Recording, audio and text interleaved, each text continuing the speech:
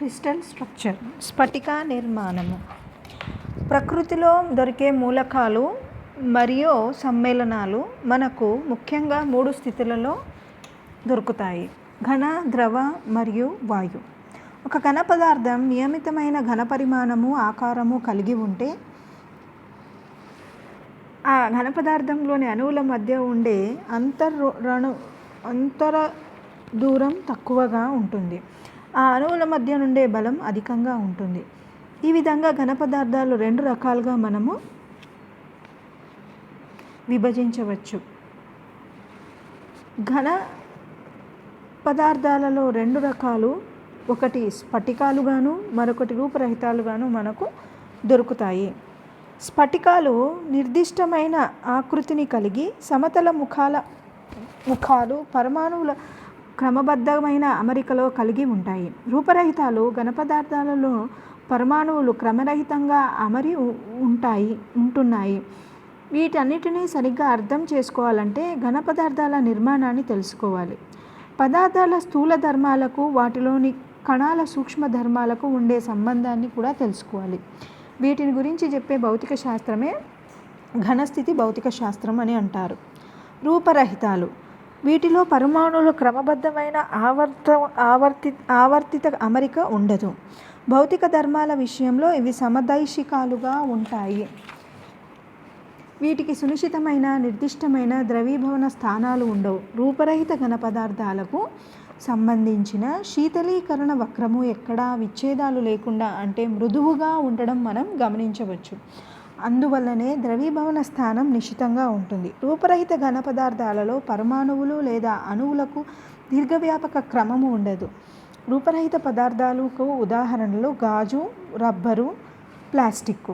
రూపరహిత పదార్థాలలో వేడి చేసినప్పుడు వాటి మధ్య బంధపటుత్వం బలహీనంగా ఉండటం వల్ల ఉష్ణోగ్రత పెరుగుతూ ఉంటే బంధాలు ఒకదాని తర్వాత ఒకటి విచ్ఛేదనం చెంది ద్రవీభవన ప్రక్రియ నెమ్మదిగా అవిచ్ఛిన్నంగా జరుగుతుంది. రూపరహిత పదార్థాలలో ఈ పరిస్థితి సహజము. అదే స్ఫటిక ఘన పదార్థాలను తీసుకున్నట్టయితే వీటిలో పరమాణువులు క్రమబద్ధమైన ఆవర్తిత క్రమంలో త్రిమితీయంగా అమరి ఉండడం మనం గమనించవచ్చు. ఉష్ణవాహకత్వము, విద్యువాహకత్వము, వక్రీభవన గుణకము మొదలైన భౌతిక రాశులను ప్రదర్శించేటప్పుడు ఇవి విషమదైశికాలుగా ఉంటాయి. వీటికి సునిశ్చితమైన నిర్దిష్టమైన ద్రవీభవన స్థానం ఉంటుంది. ఈ పదార్థాలకు శీతలీకరణ వక్రాలు క్షితిజ సమాంతరంగా ఉంటాయి. స్ఫటికాలకు మనం రోజువారీ జీవితంలో చూసే ఉప్పు, పటిక, బంగారం, వెండి, వజ్రం వంటివి ఉదాహరణలుగా పేర్కొనవచ్చు. స్ఫటికీయ కణ స్ఫటికంలోని పరమాణువుల మధ్య బంధపటుత్వం ఏకరీతిగా ఉండడం వల్ల ద్రవీభవన స్థానం సునిశ్చితంగా ఉంటుంది. కరగడం మొదలైనప్పటి నుంచి మొత్తం ఘన పదార్థం ద్రవస్థితిగా మారేంత వరకు కూడా ఉష్ణోగ్రత మారకుండా స్థిరంగా ఉండడం స్ఫటికాల యొక్క ప్రత్యేకత.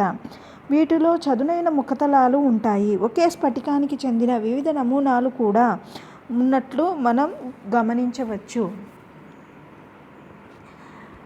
ఈ పటంలో చూపిన విధంగా స్ఫటికాలలోని పరమాణువుల యొక్క అమరిక ఉంటుంది. ఈ పటంలో గమనించినట్టయితే ఒక పరమాణువుకు ఇంకొక పరమాణువుకు మధ్య దూరం చాలా తక్కువగా ఉండి ఎక్కువ శాతం స్ఫటికాలలో వాటి మధ్య దూరం = రెండిటి యొక్క వ్యాసార్థంగా ఉండడం అనేది గమనించవచ్చు. ప్రమాణ కణము, జాలక పారామితులు. ప్రమాణ కణమును ఇంగ్లీష్లో యూనిట్ సెల్గా వ్యవహరిస్తారు. కొద్ది సంఖ్యలలో ఉన్న పరమాణువుల యొక్క ఘనాకారమును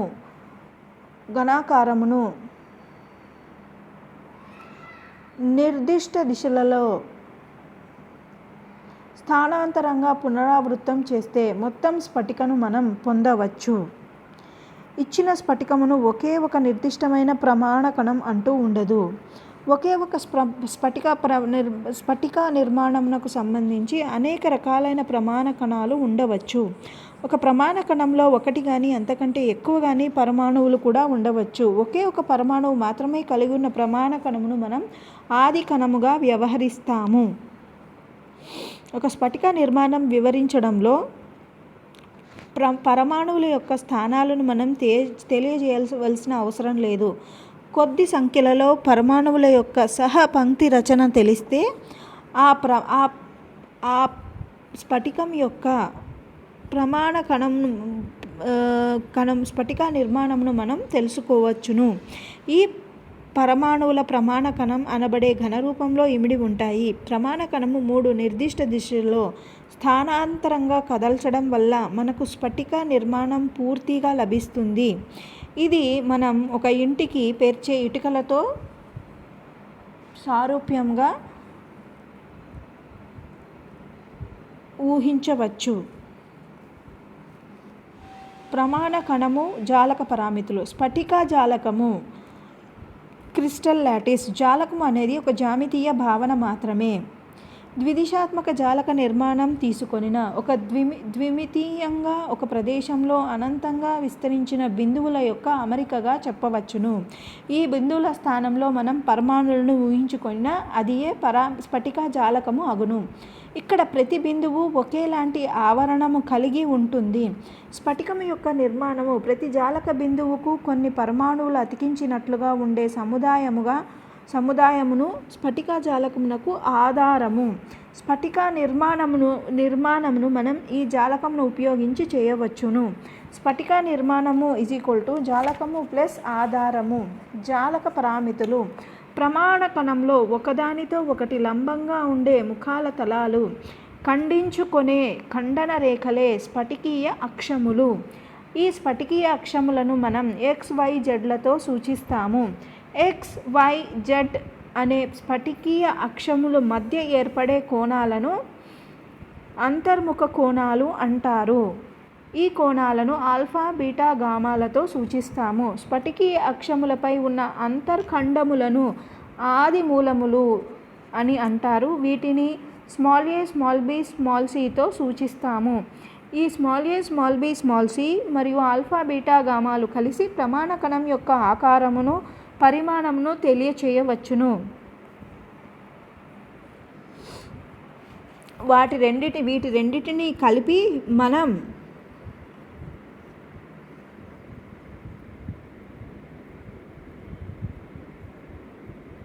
జాలక పారామితులు అని కూడా అంటాము. ఈ పటంలో చూపిన విధంగా ఒక స్ఫటిక నిర్మాణాన్ని మనం వివరించడానికి అంతర్ముఖ కోణాలను మరియు ఆది మూలాలను ఉపయోగిస్తాము. జాలకములు ముఖ్యంగా 4 రకాలని పేర్కొనవచ్చు. P అంటే సాధారణ ఆది జాలకము, సింపుల్ ప్రిమిటివ్ లాటిస్. I వస్తు కేంద్ర జాలకము, బాడీ సెంటర్డ్ లాటిస్. F ముఖ కేంద్ర జాలకము, ఫేస్ సెంటర్డ్ లాటిస్. C ఆధార కేంద్ర జాలకము, బేస్ సెంటర్డ్ లాటిస్గా వ్యవహరిస్తాము. సాధారణ ఆది జాలకంలో ప్రమాణ కణం యొక్క మూలాల వద్ద మాత్రమే జాలక బిందువులు ఉంటాయి. వస్తు కేంద్ర జాలకంలో ప్రమాణ కణం యొక్క మూలాల వద్దనే కాకుండా ప్రమాణ కణం యొక్క మధ్యలో కూడా మనం కణమును గమనించవచ్చు. ముఖ కేంద్ర జాలకంలో ప్రమాణ కణం యొక్క మూలాల వద్దనే కాకుండా అదనంగా తలాల మీద కూడా బిందువులు ఉంటాయి. ఆధార కేంద్రాల జాలకంలో ప్రమాణ కణం యొక్క మూలాల వద్దనే కాకుండా ఎదురెదురుగా ఉండే 2 ముఖాల తలాల మధ్య బిందువులు ఉండడం అనేది ఈ ఆధార కేంద్ర జాలకం యొక్క ప్రత్యేకత. స్ఫటిక వ్యవస్థ. స్ఫటికాలకు వివిధ జ్యామితీయ ఆకారాలు ఉంటాయి. అన్ని ఆకారాలను బ్రెవేజ్ అనే శాస్త్రవేత్త 14 రకాలుగా జాలకాలు స్ఫటిక వ్యవస్థలుగా విభజించడం అనేది జరిగింది. ఈ 14ని ఇంకొంచెం క్రోడీకరించి 7గా వ్యవహరిస్తారు. ఈ 7లో మొదటిది క్యూబిక్ ఘన స్ఫటిక వ్యవస్థ, టెట్రాగోనల్ చతుష్కోణీయ వ్యవస్థ, ఆర్థోరోంబిక్ సమతలంబ సమానాంతర వ్యవస్థ స్ఫటిక వ్యవస్థ. హెక్సాగోనల్ షట్కోణీయ స్ఫటిక వ్యవస్థ. మోనోక్లినిక్ ఏకనతాక్ష స్ఫటిక వ్యవస్థ. ట్రైక్లినిక్ త్రినతాక్ష స్ఫటిక వ్యవస్థ. ట్రైగోనల్ త్రిసౌష్ఠవ స్ఫటిక వ్యవస్థగా తెలుగులో పేర్కొంటారు. పటంలో చూపిన విధంగా ఒక స్ఫటికం యొక్క ఆది మూలాలు అంతర్ముఖ కోణాలను బట్టి స్ఫటికకు పేరు అనేది మనం బ్రవే అనే శాస్త్రవేత్త ఇవ్వడం జరిగింది. ఉదాహరణకు ఘన స్ఫటిక వ్యవస్థలో ABC 3 సమానంగాను ఆల్ఫా బీటా గామా కోణాలు 90 డిగ్రీస్కి సమానంగాను ఉంటాయి. అలాగే ఘన స్ఫటిక వ్యవస్థలో 3 జాలకాలు మనం గమనించవచ్చు. ఒక ఘన స్ఫటిక వ్యవస్థ కలిగి ఉంటే ఘన స్ఫటిక వ్యవస్థలో అది సాధారణ ఆదిజాలకంగానైనా లేదా వస్తుకేంద్ర జాలకంగానైనా లేదా ముఖకేంద్ర జాలకంగా ఉండడం అనేది జరగవచ్చు. ఈ 3 కాకుండా ఇతరేతర ఉండడం అనేది 99% సాధ్యం కాదు.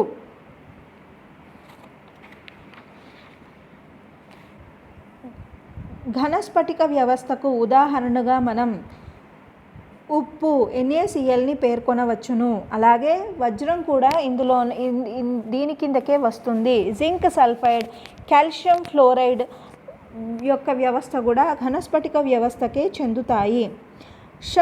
చతుష్కోణీయ స్ఫటిక వ్యవస్థ. చతుష్కోణీయ స్ఫటిక వ్యవస్థలో A=B కానీ ≠C. ఏవేని 2 సమానంగా ఉండడం, మూడవ ఆది మూలం అసమానంగా ఉండడం అనేది ఈ చతుష్కోణీయ స్ఫటిక వ్యవస్థ యొక్క లక్షణము.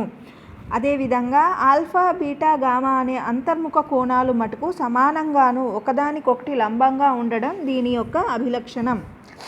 దీనికి ఉదాహరణగా మనం నికెల్ సల్ఫేట్ను, వైట్ టిన్ను పేర్కొనవచ్చు. చతుష్కోణీయ వ్యవస్థలో 2 జాలకాలు మాత్రమే ఉంటాయి. ఆ సాధారణ ఆదిజాలకము, వస్తు కేంద్ర జాలకాలు మాత్రమే మనము ప్రకృతిలో గమనించవచ్చు. అదేవిధంగా ఆర్థోరోంబిక్ క్రిస్టల్ లాటిస్ సమలంబ సమానాంతర చతుస్ఫటిక వ్యవస్థ. సమలంబ సమానాంతర స్ఫటిక వ్యవస్థలో అంతర్ముఖ కోణాలు ఒకదానికొకటి లంబంగా ఉండి 90 డిగ్రీలు ఉండడం, అదేవిధంగా ఆది మూలాలు అసమానంగా ఉండడం అనేది జరుగుతుంది. ఈ వ్యవస్థలో మనకు 4 రకాల జాలకాలు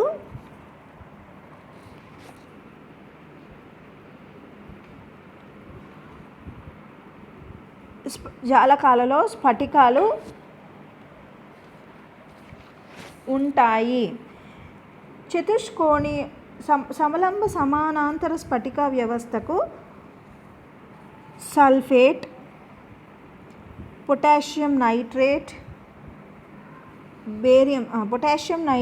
బేరియం సల్ఫేట్, స్టానం సల్ఫేట్ను ఉదాహరణలుగా పేర్కొనవచ్చు. హెక్సాగోనల్ షట్కోణీయ స్ఫటిక వ్యవస్థ.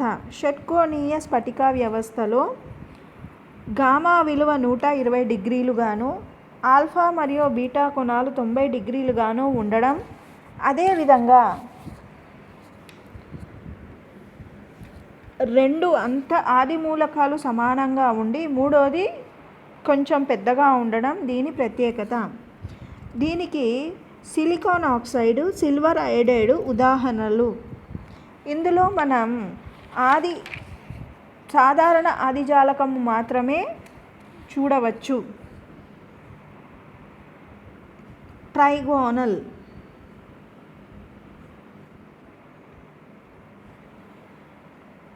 త్రిసౌష్ఠవ స్ఫటిక వ్యవస్థ. త్రిసౌష్ఠవ స్ఫటిక వ్యవస్థలో ఆది మూలాలు 3 సమానంగా ఉండి ఆల్ఫా బీటా గామాలు సమానంగా ఉంటాయి కానీ 90 డిగ్రీలకు సమానం కాకపోవడం దీని యొక్క లక్షణం. దీనికి ఉదాహరణగా క్వార్జ్ని, క్యాల్సైట్ని, కాల్షియం సల్ఫేట్ని పేర్కొనవచ్చు. ఇందులో మనకు సాధారణ ఆదిజాలకము మాత్రమే ప్రకృతిలో ఎక్కువ శాతం ఉండడం దీని విశిష్టత. మోనోక్లినిక్ ఏకనతాక్ష స్ఫటిక వ్యవస్థ. పేరులోనూ ఉంది ఏకనతాక్ష అనగా కేవలం రెండు ఒకే ఒక యాంగిల్ మాత్రమే అంతర్ముఖోణం మాత్రమే సమానంగా ఉండి మిగిలినవన్నీ అసమానంగా ఉండడం దీని యొక్క అభిలక్షణం. ఇందులో మనం రెండు రకాల జాలకాలను చూడవచ్చు. సాధారణ ఆదిజాలకము, ఆధార కేంద్ర జాలకము. ఏకనతాక్ష స్ఫటిక వ్యవస్థకు ఐరన్ సల్ఫేట్, బోరాక్స్ను ఉదాహరణలుగా వ్యవహరించవచ్చు. ట్రైక్లినిక్ త్రినతాక్ష స్ఫటిక వ్యవస్థ. అన్ని కోణాలు మరియు అన్ని ఆది మూలాలు అసమానంగా ఒకదానితో ఒకటి ఎటువంటి సమానత్వం లేకుండా ఉండడం ఈ స్ఫటిక వ్యవస్థ యొక్క లక్షణం. ఇందులో సాధారణ ఆదిజాలకము మాత్రమే ఎక్కువగా ఉంటుంది. దీనికి ఉదాహరణగా మనం కాపర్ సల్ఫేట్ని తీసుకొనవచ్చు. వీటి యొక్క స్ఫటిక నిర్మాణాలు మన కంటికి కనిపించకపోయినా సూక్ష్మదర్శినిలో మనం దీనిని మనకు చాలా నిశితంగా గమనించిన మనకు వీటి యొక్క స్ఫటిక వ్యవస్థలు కనబడే అవకాశం ఉంటుంది. చివరగా ట్రైగోనల్ త్రిసౌష్ఠవ స్ఫటిక వ్యవస్థ. త్రిసౌష్ఠవ స్ఫటిక వ్యవస్థలో A=B=C, alpha β=γ but not equal to 90 అనగా ఆది మూలాలు 3 సమానంగా ఉన్న ఆది కోణాలు మటుకు 3 సమానమే కానీ 90 డిగ్రీలకు సమానం కాకుండా వేరే కోణాలు చేస్తూ ఉంటాయి. ఇతరత్ర 90 కాకుండా ఇతరత్ర కోణాలు చేస్తూ ఉంటాయి. ఈ స్ఫటిక వ్యవస్థలో కాల్షియం సల్ఫేట్ను ఉదాహరణగా తీసుకొనవచ్చు.